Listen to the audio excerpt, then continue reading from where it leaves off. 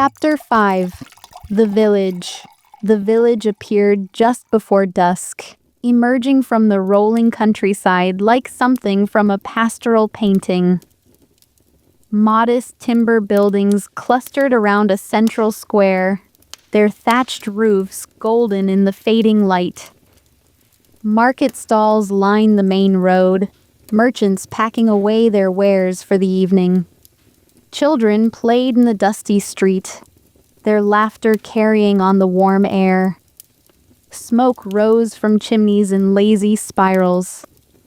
The tavern's windows glowed with lamplight that promised hot food and beds that didn't move. It looked safe. Normal. Exactly the kind of unremarkable trading village that dotted the countryside between academies. I should have known better. Our caravan rolled through the village gates as the sun touched the horizon, painting everything in shades of amber and red. 5 wagons of mundane traders and support staff. Myself as the only mage among them, a precaution for outburst encounters that had seemed excessive when we'd departed 3 days ago. The journey had been quiet, peaceful even. Rolling hills and open sky, the kind of travel that made you forget the world was ending one vent at a time. The familiar rhythm of wagon wheels on packed earth had settled into my bones over 3 days. The creak of leather harnesses, the jingle of buckles, the low conversation of traders discussing prices and routes, and which villages paid best for northern goods. I'd grown up with these sounds, spent my childhood in the back of father's wagons, learning to calculate profit margins before I could write full sentences. The caravan felt like home in ways the academy never had. Old home. Safe home. Before magic transformed everything. But 4 days without Dane had carved an absence into that safety. I kept expecting to see him riding beside the wagon. Kept turning to make some observation, only to find empty space. The caravan was home, yes, but home with a hole in it shaped exactly like him. The wrongness of his absence pressed against me almost as strongly as the wrongness of this village. The lead driver guided us toward the village stable, calling out greetings to locals he recognized. I sat in the back of the second wagon, my pack pressed against my legs, watching the village with attention I couldn't quite explain. Everything looked right, felt right. But something in my chest had gone tight. I'd learned to trust that tightness. Father had always dismissed my unease as merchant's daughter nervousness. But Kieran used to say I had instincts for danger that saved the caravan more than once. That I could feel wrongness before it became visible. Right now, wrongness pressed against my ribs like a hand. The stable master came out to meet us, a broad man with sun-weathered skin and hands like leather. He negotiated prices with our lead trader while I climbed down from the wagon, my legs stiff from hours of sitting. The cobblestones were uneven under my boots. Real. Solid. I stretched, feeling my spine crack, and looked around at the village settling into evening routines. That's when I saw it, an alley between the stable and what looked like a grain merchant's shop. Deep shadows pooling where the sunset couldn't reach. And movement. Small. Quick. What I thought was a rat launched itself at a much larger cat with impossible ferocity. No hesitation. No normal prey behavior. Just raw aggression from something that should have been running away. The cat yowled, high-pitched, terrified. It bolted, and the rat pursued with jerking, erratic movements like its body couldn't quite remember how to coordinate its limbs. I blinked, looked again. The alley was empty. Just shadows stretching long in the fading light. No rat, no cat, nothing. I stared at the empty space, trying to reconcile what I'd seen with the absence now before me. Had I imagined it? Travel exhaustion playing tricks? I'd been sleeping poorly since Dane left. Dreams full of separation and distance and the constant ache of missing him. I looked down at my hands. They were shaking, just slightly. A tremor I could almost pretend wasn't there if I didn't look too closely. Was this withdrawal? 4 days without transfer. 4 days of ink building in my system with nowhere to go. I'd been rationing my casting, barely using any magic at all, but the accumulation was accelerating anyway. Just existing produced byproduct. Breathing produced byproduct. Living in a body that channeled chaos meant constant buildup. And without Dane's ash to balance it, my system was starting to fragment at the edges. The shaking could be early symptoms. The paranoia about the rat could be my mind inventing threats because emotional control was slipping. I couldn't stop thinking about transfer, about how good it felt, about how desperately I craved that perfect moment when ash met ink and everything aligned. Maybe my addiction was showing me monsters where none existed. Maybe I was deteriorating faster than I'd thought possible. Or maybe the rat really had attacked the cat with impossible aggression, and my instincts were screaming warnings I should listen to. Miss Harrow? I turned. One of the traders stood nearby. An older woman named Marta, who'd been kind during the journey. She gestured toward the inn. We're getting rooms sorted. You'll want to claim a bed before they're all taken. I followed her away from the alley, away from the shadows. But the image stayed with me. That jerking wrong movement. The aggression from prey attacking predator. Animals fight when cornered. That's all it was. A rat defending itself or protecting young or any of a dozen normal reasons. It meant nothing. The inn was called the Wandering Moon, its sign showing a crescent painted in faded silver. Inside, the common room was already filling with locals and travelers. The air was thick with pipe smoke, the smell of roasted meat, and the yeasty scent of fresh ale.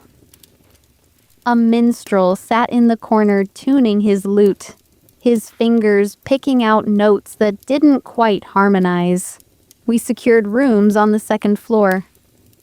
Mine was barely larger than a closet, with a narrow bed, a wash basin, and a window that overlooked the stable yard. But the mattress was stuffed with actual straw instead of canvas and rope, and I wouldn't wake to wagon wheels jolting over ruts. Luxury. By caravan standards. I washed the road dust from my face and hands, the water cold enough to make my skin tighten, changed into a clean shirt, tried to shake the lingering unease that had no rational source. Downstairs, the common room had filled completely. Our caravan group claimed a long table near the kitchen door. The innkeeper brought out platters of food and pitchers of ale, and I found myself surrounded by the comforting noise of people eating and drinking and telling stories after a long day. I knew this routine in my bones. How many tavern evenings had I sat through as a child? Father holding court at the head of whatever table we claimed. charming the locals with stories while Kieran and I picked at our meals and tried not to fall asleep in our chairs. The smell of roasted meat and stale ale. The press of warm bodies after cold roads. The relief of walls and a roof after days under open sky. It should have felt comforting, familiar, safe. Instead, my body felt wrong, restless, like I was waiting for something that wouldn't come. The minstrel had started playing properly now. Enthusiastic, but not particularly skilled. His voice cracking on the high notes of a bawdy song about a merchant's daughter and a sailor. The crowd laughed and stamped their feet. Someone joined in on the chorus, off-key but cheerful. I picked at my stew. The meat was tough, the vegetables soft from overcooking. The broth tasted metallic, texture too slick like it had too much fat or oil. But I'd eaten worse on the road. Much worse. My stomach turned anyway. I forced down a bite and it sat heavy and wrong. My body didn't want food. It wanted something else entirely. Dane's hands on my waist. His mouth against mine. The perfect moment when his ash met my ink and everything aligned. The transcendent pleasure of transfer spiraling through my channels, filling the emptiness, making me whole again. I could almost feel it. His silver skin cool under my palms. His crystalline eyes catching lamplight as he pulled me closer. The way consciousness merged at the edges until separation became meaningless. Until we were one thing instead of two. 4 days. Just 4 days and I was already fantasizing about transfer in a crowded tavern. Already craving it more than food or water or sleep. The addiction had teeth, and it was eating me alive. Miss Harrow? I jerked, my hand knocking against my ale cup. Marta had sat down beside me, concern clear on her weathered face. I hadn't even noticed her approach. How long had I been sitting there, staring at nothing, lost in memories of Dane's touch? You all right? You looked like you were somewhere else entirely. Just tired from the road. The lie came easily. Too easily. Long day. Marta sat beside me, telling a story about a trading mishap in some other village. Something about goats and a broken fence and a very angry baker. The others at the table laughed. I tried to follow along, tried to engage, but my attention kept drifting. The tavern was loud. Overwhelmingly so after days of quiet travel. Laughter and conversation layered over each other until individual words became impossible to distinguish. The minstrel's voice rose in a particularly dramatic chorus about storm-tossed seas and sailors seeking harbor. A poorly disguised metaphor I'd heard 1,000 times in 1,000 different taverns. Each version equally unsubtle, and somehow equally convinced of its own cleverness. Seeking harbor indeed. Growing up in caravans meant enduring every bawdy song ever written, usually performed by men who thought referencing female anatomy through maritime terminology made them poets. I would have found it amusing once. Now it just felt droll, empty, like everything else without Dane here to catch my eye and share the absurdity. Someone dropped a plate in the kitchen, the crash making several people jump. Then cutting through all of it, I heard screaming, high-pitched, terror raw, the sound of someone dying, abruptly cut off. My head snapped up. My hand was halfway to the knife at my belt before conscious thought caught up. I looked around wildly, trying to identify the source. No one else had reacted. The minstrel kept playing. The traders kept drinking. The locals kept laughing at whatever joke had just been told. The noise continued exactly as it had been, as if nothing had interrupted it. The scream was gone. Vanished so quickly I questioned if I'd heard it at all. Miss Harrow? Marta touched my arm gently. You all right? You look pale. I realized I was half standing, my chair pushed back, my hand still on my knife. Everyone at the table was looking at me with expressions ranging from concern to amusement. I thought I heard. I stopped. What had I heard? A scream that no one else noticed? That disappeared between one heartbeat and the next? Nothing. Sorry. Just jumpy after the road. One of the younger traders grinned. Probably heard the minstrel hit that high note. Makes me want to run away, too. The table laughed. I forced a smile that felt wrong on my face. Sat back down. Tried to appear relaxed while my heart hammered against my ribs. I'd heard screaming. I knew I had. But if no one else heard it, if it vanished that completely, what did that mean? Nothing good. I excused myself a few minutes later, claiming exhaustion. The traders made understanding noises about wanting early rest before tomorrow's journey. I climbed the stairs to the second floor, each step creaking under my weight. The corridor was quiet. Dim. A single lamp at the far end providing barely enough light to navigate by.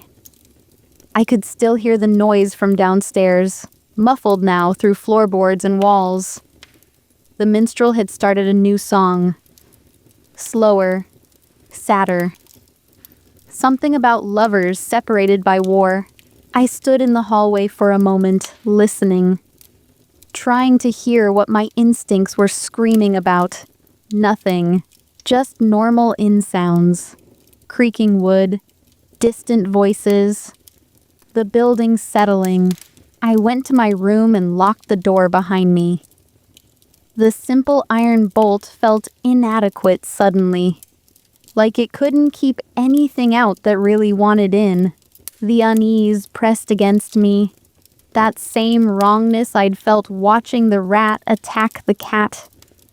The same tightness in my chest that had warned me of danger on Father's caravans. I looked at my hands. The tremor was still there. Barely visible but present.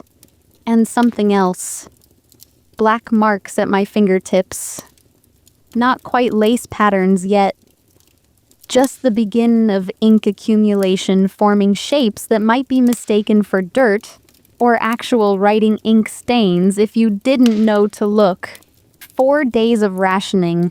4 days of barely casting. My levels were still low. Manageable. Low enough that I could afford one more spell if I needed to. And I needed to. My merchant's daughter instincts were screaming. The locked door wasn't enough.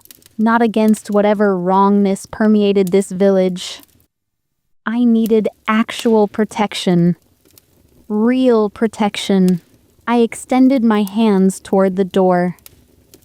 Black oil seeped from my fingertips, pooling in my palms before transforming to rainbow threads.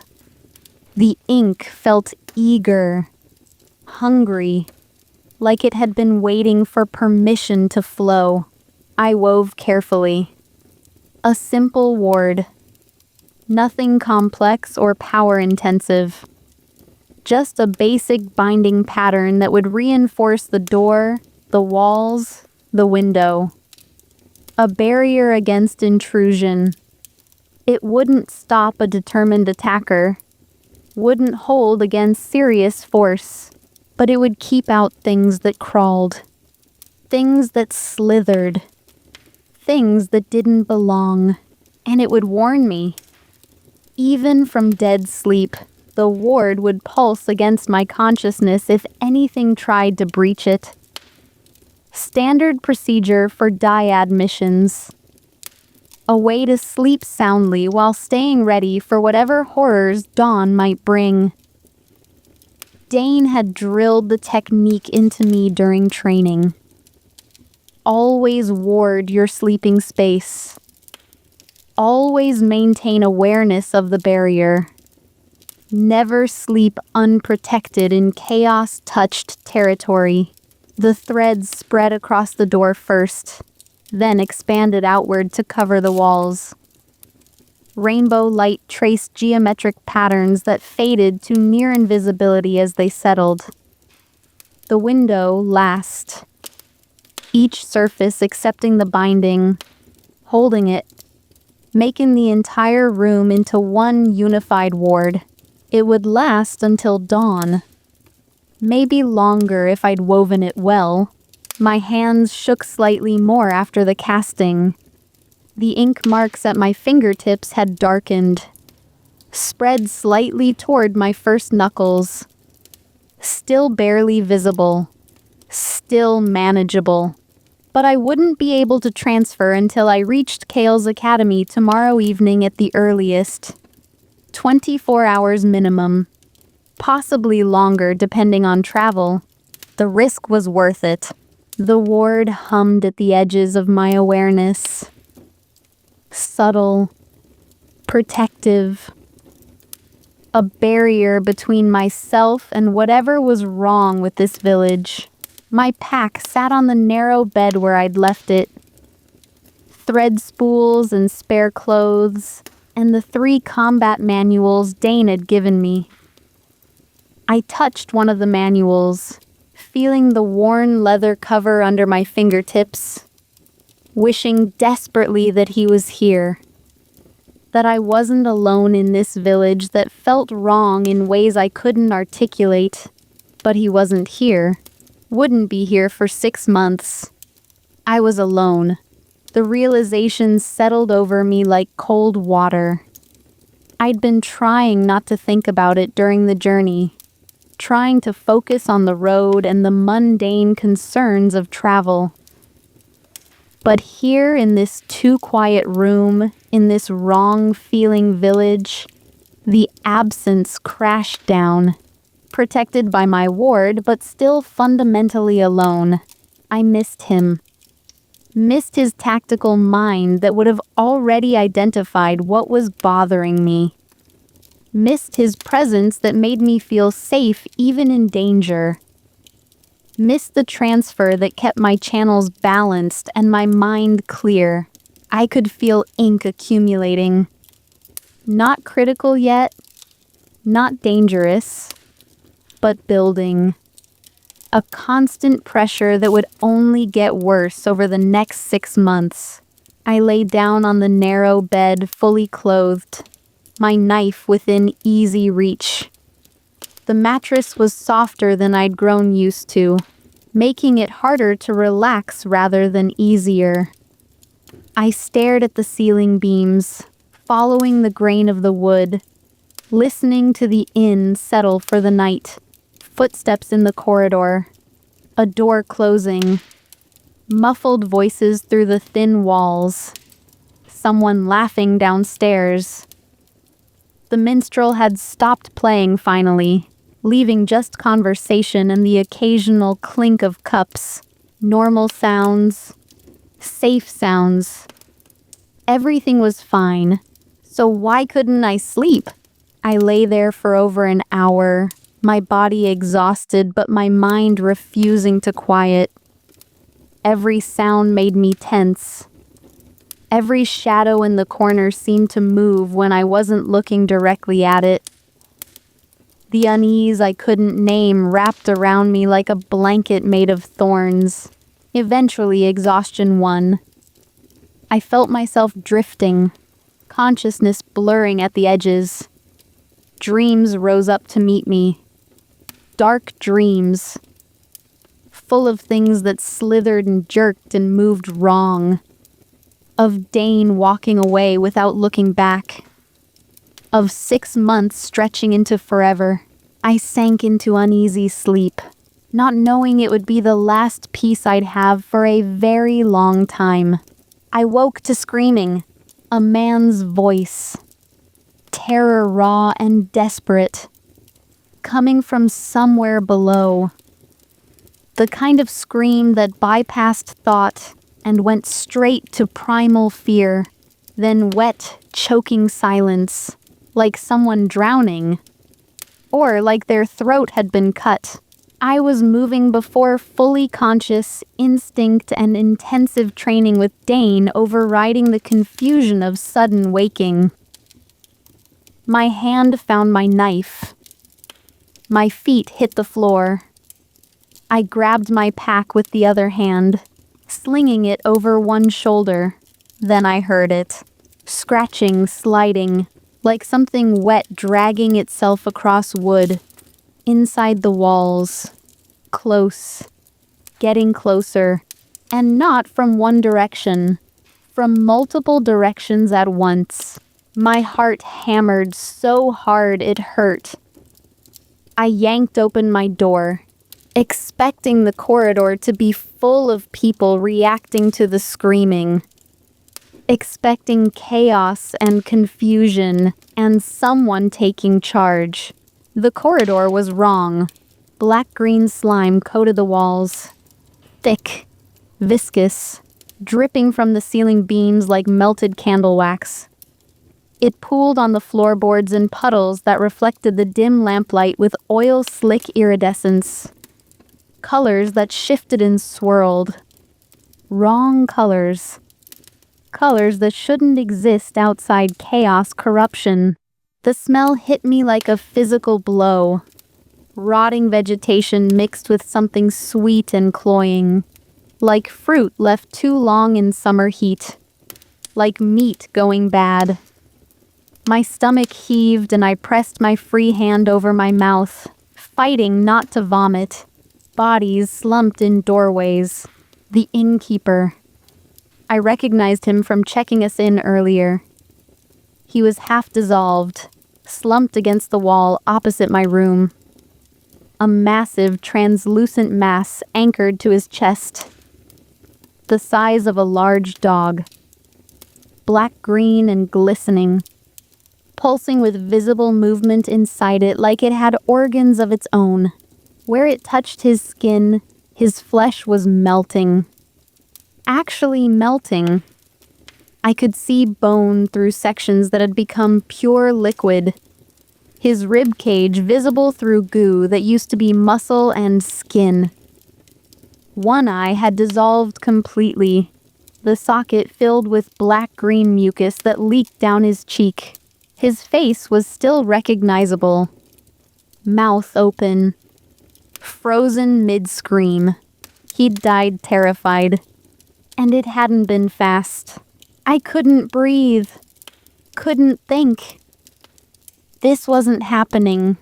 Couldn't be happening. I'd gone to sleep in a normal village with normal people and normal problems. This was nightmare. Had to be nightmare. Movement at the end of the corridor snapped my attention away from the innkeeper's corpse. One of the traders. I'd eaten dinner with him. He'd told a joke about a horse and a tax collector. He'd laughed at the minstrel's terrible singing. Now he was crawling toward me on hands and knees. Black-green slime leaked from his mouth and nose in thick streams. His movements were jerky, uncoordinated, like something else was learning how to pilot his body, learning how joints worked, how to make limbs move in the right sequence. Half his torso had been consumed, replaced by translucent goo through which I could see his spine, could see what looked like his heart, still beating, still pumping blood through a body that was more slime than flesh. He saw me, his remaining eye focused, his mouth opened. No sound came out, just more slime, pouring out like vomit, splashing onto the floorboards. I recognized what I was facing with sick certainty. An ordered event. Not pure chaos. The purposeful spread. The transformation pattern. The way the slime seemed to move with intention. But I didn't know which type. Didn't know the tactics. Didn't know if I could survive this alone. I was supposed to have 6 months to train. 6 months to learn advanced techniques. 6 months before facing anything this dangerous. The infected traitor lunged. I reacted on pure instinct. Binding threads erupted from my hands. Black oil transforming to rainbow light midair. They wrapped around his torso and I pulled, slamming him into the wall hard enough to crack the wooden panels. His remaining flesh burst like overripe fruit. The slime organism inside splattered across the corridor. A mass of translucent black-green goo that had been holding his dissolving body together like some grotesque puppet. It spread across the floor, already moving, already seeking new hosts. A door exploded outward further down the corridor. Wood splintering. Someone had kicked it from inside. Or something had. A woman burst through. I recognized her. The vegetable seller from the market. She'd been laughing with customers this afternoon. Haggling over the price of carrots. Now a slime mass the size of a child anchored to her back. Black-green mucus spreading across her shoulders like a cloak. Down her arms, making her skin glisten and shine. She lunged with impossible speed. Faster than any human should move. Faster than anything half-dissolved should be capable of. I wrapped her in binding threads and slammed her into the opposite wall. Her flesh burst the same way, revealing the organism inside. The mass of goo that had been puppeting her corpse. It splattered across the corridor, joined the spreading pool from the traitor. The slime was everywhere now, coating the walls, the floor, dripping from the ceiling, moving with purpose, spreading, consuming, transforming everything it touched. I ran, down the stairs 3 at a time, my pack bouncing against my back. My knife still gripped in my left hand, though I had no idea what good a blade would do against this. The common room was worse. Bodies everywhere. Some still recognizable. Massive slime organisms anchored to their chests, their torsos, their backs. Black-green mucus spreading across skin that was melting where touched. The smell was overwhelming. Sweet rot and decay and something chemical that burned my nose and throat. I didn't stop. Couldn't stop. If I stopped, if I looked too closely, if I let myself process what I was seeing, I'd freeze. And freezing meant dying. The front door hung open. Someone had run. Maybe escaped. Maybe died in the street. I burst through into night air that felt like salvation after the nightmare inside. The village was burning. Parts of it anyway. The market stalls. The smithy. Flames spreading with unnatural speed. Too fast. Too hungry. Like the slime itself was flammable. Like the infection carried its own accelerant. And everywhere. Everywhere. The infected. Villagers stumbling through streets with massive slime parasites anchored to their bodies. Black-green mucus leaking from every orifice. Mouths. Noses, eyes, ears, trailing behind them in viscous streams. They moved like the crawler in the corridor. Jerky, predatory, learning to walk, learning to hunt. I scrambled toward a rain barrel against the nearest building, grabbed it, used it as a starting point. My boots scraped against wood siding as I tried to find purchase. Not high enough, not fast enough. Binding threads erupted from my hands, black oil transforming to rainbow light. I wrapped them around my waist, my chest, creating a harness of solidified chaos. The other end I flung upward, wrapping it around the chimney jutting from the roof. Then I pulled, not with my arms, with the magic itself. The same technique I'd used to slam the infected traitor into the wall, but reversed. Instead of pushing the target away, I pulled myself toward the anchor point. The threads contracted. My feet left the barrel. I flew upward, hauling myself through empty air with nothing but binding magic and desperate need. My boots hit the roof edge and I scrambled over, collapsing onto the tiles just as infected hands grabbed where I'd been seconds before. From the rooftop, I could see everything. The full scope of the catastrophe spreading through the village like plague. Dozens of infected. Fresh ones still learning to move. Older ones with fluid movements that suggested the organisms had fully integrated. All hunting. All seeking new hosts with single-minded purpose. And worse, so much worse, amalgamations. A two-body horror stumbled past in the street below. Human and horse fused together. Impossible to tell where one ended and the other began. Some sections solid muscle and fur. Others pure translucent goo, showing organs from both creatures pulsing together in synchronized rhythm.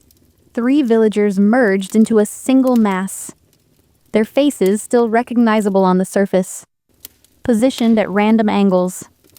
One upside down, another sideways, mouths opening and closing soundlessly, limbs jutting from the central slime body at impossible angles, wrong joints, wrong number of fingers, and there, at the edge of my vision, the thing I didn't want to look at directly, something that might have been a bear, and a bull, and parts of 3 humans, held together by massive amounts of black-green slime, some sections showing intact fur and muscle, others completely dissolved into acidic goo through which bones and organs were visible, moving together, merged. Transformed into something that should not exist. Buildings were phasing, wooden walls becoming organic, flesh-like, stone foundations developing pustules that swelled and burst, leaking more slime, more infection. The village was dissolving, transforming. Everything the slime touched became part of it. Part of the spreading corruption. I was alone. On a roof. In the middle of an ordered event, I didn't know how to fight. Watching people die and transform and merge into horrors that would hunt me until I was infected or dead. And I had absolutely no idea how to survive this. Terror crashed over me in waves. I was shaking. Actually shaking. My hands trembled where they gripped the roof tiles. My breath came too fast. Too shallow. I wanted Dane. Wanted him so badly it physically hurt. Wanted his tactical mind. His combat experience. his presence that made danger feel survivable. But he was gone, on an island, unreachable. I was alone, and the infected were learning to climb.